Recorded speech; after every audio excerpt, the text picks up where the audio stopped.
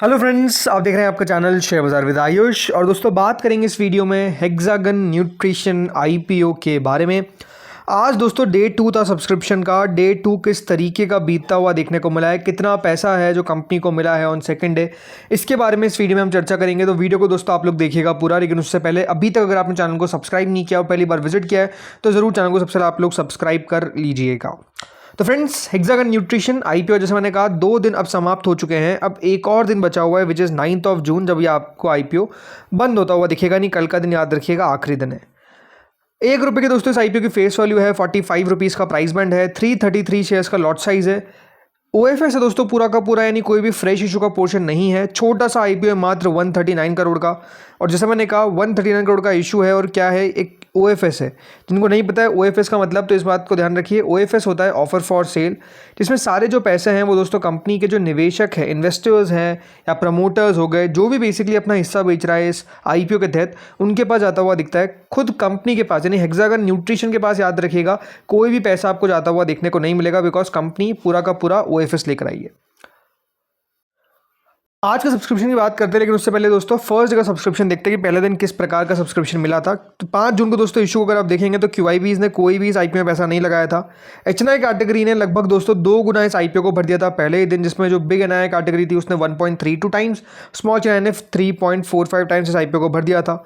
Retail portion 2.43 times subscribe हो गया था। तो कुल मिलाकर दोस्तों पहले दिन के अंदर ये आईपीओ आपको 1.65 टाइम्स भरने में कामयाब हो गया था। यानी फर्स्ट डे दोस्तों ये इशू को फुल्ली सब्सक्रिप्शन मिल गया था। राइट, पहला ही दिन जो था उसमें कंपनी को फुल सब्सक्रिप्शन मिल गया था। लेकिन अब आखिरी दिन किस तरीके सेकंड डे किस तरीके का रहा है, चलिए ये देख लेते हैं। सो क्यूआईबी से शुरू करते हैं। तो दोस्तों क्यूआईबी कैटेगरी आज भी पूरा नहीं भर पाई, 1 टाइम्स भी पूरा नहीं हुआ है, लेकिन ओनली 0.17 टाइम्स ये आईपीओ जो है अभी तक बढ़ता हुआ देखने को मिला है फ्रॉम द क्यूआईबी कैटेगरी। कितना पैसा लगाया गया कुल मिलाकर दोस्तों अभी तक याद रखिए, इस आईपीओ में सिर्फ 4 करोड़ रुपए जो है वो लगाए गए हैं क्यूआईबी के द्वारा। किसने अप्लाई किया वो 4 करोड़, ये भी आपको बताता हूँ। तो इसके अंदर दोस्तों अभी तक जो हमको पैसा आता हुआ देखने को मिला है 4 करोड़ रुपए का, वो दोस्तों आता हुआ देखने को मिला है मेजरली फ्रॉम अदर्स कैटेगरी।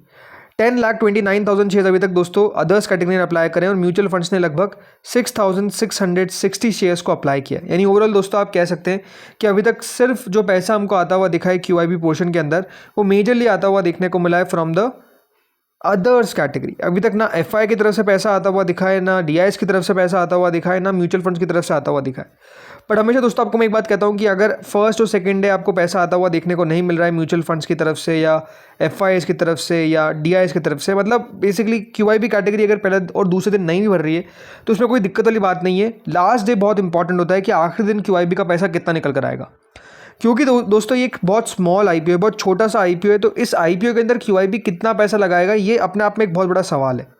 मतलब ज़्यादा छोटे आईपीओ में दोस्तों होता गया है क्यूआईबी की तरफ से पैसा आपको आता हुआ देखने को नहीं मिलता है। बट क्या इस आईपीओ में क्यूआईबी का पैसा आएगा?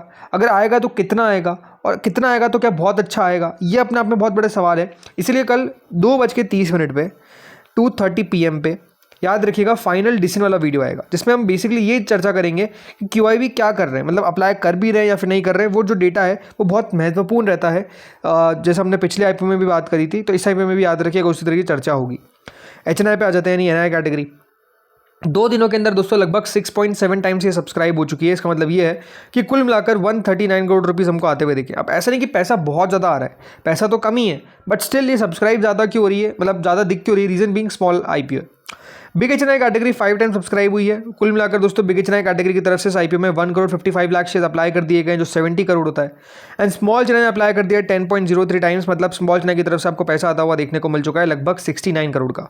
अब ये बात समझने वाली है कि दोस्तों अभी तक बिग एचएनआई के अंदर ऑलमोस्ट 1 में से 1 को अलॉटमेंट मिल रहा है, क्योंकि याद रखिएगा 5 को ऑलमोस्ट आप 5 से डिवाइड कर दीजिए, और स्मॉल एचएनआई में 10 में से 1 को मिल रहा है। लेकिन क्योंकि आज दूसरा दिन ही है और कल दोस्तों होगा क्या, आपको पैसा बेसिकली रिलीज़ होता हुआ देखने को मिलेगा। जो अभी मेन बोर्ड आईपीओ अलॉटमेंट आएगा आज के दिन सीएमआर ग्रीन का, तो उसका पैसा भी यहाँ पर आपको शिफ्ट होता हुआ दिखेगा। तो ये नंबर जो है वो आपको बढ़ता हुआ देखने को मिल सकता है अगर आईपीओ को अच्छा सब्सक्रिप्शन मिलेगा तो, मतलब अगर पैसा लगाते हैं तो। रिटेल पोर्शन 2 दिनों में दोस्तों 6.2 टाइम सब्सक्राइब हो चुका है। लगभग 1 करोड़ 8 लाख शेयर के सामने 6 करोड़ 70 लाख शेयर के लिए अप्लाई कर दिया गया है, और 302 करोड़ रुपए आते हुए दिखे। कुल मिलाकर दोस्तों 2 दिनों के अंदर ये आईपीओ 4.6 टाइम्स यानी कंपनी को 446 करोड़ रुपीज़ मिलते हुए दिखे विद इन 2 डेज। तो 2 दिनों में 446 करोड़ रुपए मिले हैं। सवाल अब आपका यही होगा कि करना क्या चाहिए इस आईपीओ में, अच्छा कंपनी है, बुरा कंपनी है, क्या लगता है? देखिए कंपनी के बारे में थोड़ा सा आपको जानकारी दे देता हूँ कि बेसिकली हेक्सागन न्यूट्रिशन करती क्या है, कंपनी का कारोबार क्या है। तो दोस्तों ये जो कंपनी है ये एक 33 ईयर ओल्ड, कितना 33 ईयर ओल्ड कंपनी है और इसका जो बेस है वो मुंबई है और कंपनी मैन्युफैक्चर करती है, इनके नाम से पता चल जाएगा आपको, न्यूट्रिशन। तो न्यूट्रिशन प्रोडक्ट्स कंपनी जो है वो बेसिकली मैन्युफैक्चर करती है और 3 बिजनेस सेगमेंट्स है। एक है दोस्तों B2B2C जो almost 50% of the revenue company generate करती है, वाइटामिन और मिनरल्स जो प्री मिक्सेस होते हैं सप्लाई करती है इंडियन और मल्टीनेशनल FMCG कंपनीज़ को। दूसरा है B2C, 30% कंपनी का रेवेन्यू यहाँ से आपको आता हुआ देखने को मिलता है। कंपनी जो ब्रांडेड वेलनेस न्यूट्रिशन और क्लिनिकल न्यूट्रिशन प्रोडक्ट्स है अंडर द ब्रांड पेंटाश्योर, ओबेसीगो मतलब ऐसा कुछ नाम है। इसके अलावा दोस्तों एक और नाम है पीडिया गोल्ड और एक और नाम है न्यूट्रीवन। तो इन सब बेसिकली ब्रांड्स के अंदर कंपनी जो है वो अपने प्रोडक्ट्स को बेचती है। इनके मतलब डॉक्टर नेटवर्क्स है और गुड और साइजेबल रेटिंग है। अगर आप ई-कॉमर्स प्लेटफॉर्म्स पे जाएंगे लाइक अमेजॉन, फ्लिपकार्ट, यहाँ पर तो यहाँ पर भी आपको कंपनी मिल जाएगी। देन दोस्तों इसके बाद आता है अगला ESG, 20% ऑफ द रेवेन्यू यहाँ से आता है। मतलब ready to use therapeutic food और माइक्रो न्यूट्रिएंट पाउडर्स ये कंपनी याद रखिएगा बेचती है। इनके 3 प्लांट्स आपको मिल जाते हैं, एक नासिक के अंदर है, एक चेन्नई के अंदर आपको देखने को मिल जाता है और एक है थूथकुड़ी, ये भी तमिलनाडु के अंदर ही है। तो यहीं आपको मिल जाते हैं। कंपनी का एक्सपोर्ट लगभग हाफ है 350 करोड़ के टॉप लाइन का। तो ये भी आप कह सकते हैं कि एक्सपोर्ट से भी कंपनी काफ़ी जनरेट करती है, जिसमें कंपनी डेनमार्क, इथियोपिया, उज़्बेकिस्तान यहाँ पर आपको 10% तक का रेवेन्यू आता हुआ देखने को मिल जाता है। फिनेंशियल कंपनी के आपको काफ़ी स्ट्रेंथन होते हुए देखने को मिले बिफोर IPO। तो ये थोड़ा सा क्वेश्चनेबल है कि IPO लाने से पहले आपके जो फिनेंशियल्स है वो स्ट्रॉन्ग कैसे हो रहे हैं, बट हो रहे हैं तो ये हमको दिख रहा है। प्राइसिंग पे अगर मैं एक बात करता हूँ तो प्राइसिंग दोस्तों कंपनी ने ऐसा नहीं लगता कि बहुत ज़्यादा एक्सपेंसिव रखा है। मतलब कंपनी मार्केट कैप मांग रही है 553 करोड़ का, P मल्टीपल आता है लगभग 14-15 टाइम्स के आसपास का अगर आप FY27 एस्टिमेटेड EPS पे देखते हैं तो ये एक अट्रैक्टिव है। क्यों? बिकॉज कंपनी का मार्जिन जो नेट मार्जिन है वो डबल डिजिट है, right. Double digit company margin maintain करके चल रही है, नेट मार्जिन की मैं बात कर रहा हूँ। इसके अलावा दोस्तों कंपनी का अगर आप बिजनेस देखेंगे, बैलेंस शीट देखेंगे तो वो भी आपको लगातार ग्रो करता हुआ देखने को मिल रहा है। छोटा ऑपरेशन है, इनकंसिस्टेंट एक्सपोर्ट्स है, ये एक थोड़ा सा कंसर्न पार्ट है। बट IPO प्राइसिंग अगर देखा जाए तो अपने आप में उतनी बुरी नहीं लगती है। जी हाँ, बुरी नहीं लगती है।